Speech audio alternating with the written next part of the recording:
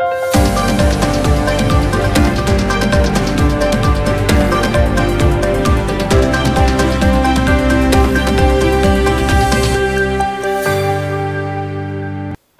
मी Priyanka. Shankarnath news चॅनलच्या मराठी बातमीपत्रात आपलं स्वागत करते. पाहुयात आजच्या काही मुख्य बातम्या.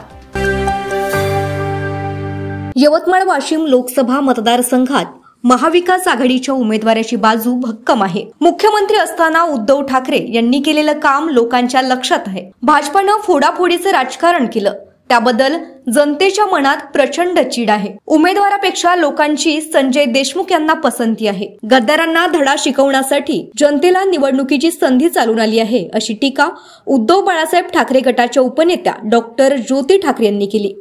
उमेदवारांच्या एकंदर कार्यपद्धतीचा आणि जनमानसाचा कौल घेणं महत्त्वाची जबाबदारी आहे.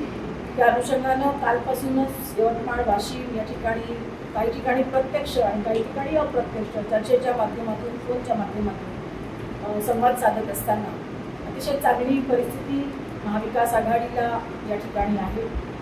शिवसेनेचे पक्षप्रमुख माननीय उद्धव बाळासाहेब ठाकरे यांनी या राज्याचे कुटुंबप्रमुख म्हणून मुख्यमंत्री असताना जे काम केले ते काम आजही लोकांच्या स्मरणामध्ये आहे.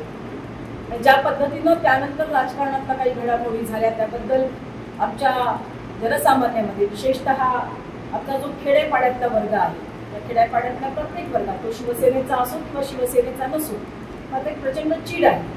आणि ही जनता खरं तर निवडणुकीची वाट पाहत होती, ती संधी शोधत होती की अशा पद्धतीनं गद्दार लोकांना धडा शिकवण्यासाठी भाजपा ज्या पद्धतीनं सर्व यंत्रणांचा गैरवापर करते, त्या गैरवापरांचा कुठेतरी छेद देण्यासाठी एक निर्भोग निर्भेळ स्वच्छ अशा पद्धतीची लोकशाही पुनर्स्थापित होण्यासाठी म्हणून डॉक्टर बाबासाहेब आंबेडकरांनी दिलेला मताचा अधिकार आम्ही कधी वापरू शकतो. आणि ती वेळ लोकशाहीचा एक मोठा उत्सव आज संपूर्ण देशभर होतोय.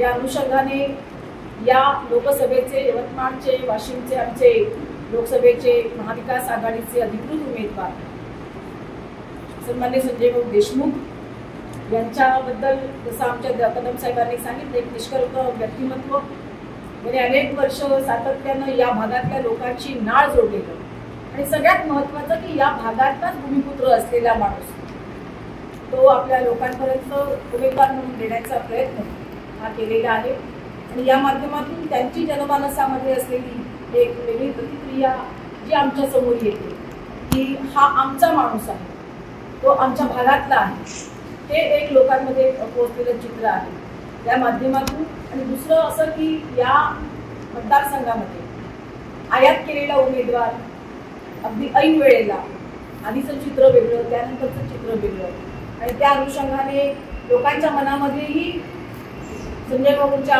विषयी जी काही आत्मीयता आहे ती आत्मीयता पाहायला मिळाली. आज प्रेस बोलवायचं कारण हेच की प्रेसच्या माध्यमातून सुद्धा बरेचसे मुद्दे या आपल्या लोकसभेच्या संदर्भात वेळोवेळी उठवले गेलेले आहेत, कारण त्यामध्ये प्रेसचं फार महत्त्वाचं योगदान आहे. शंकरनाथ न्यूजसाठी ब्युरो रिपोर्ट.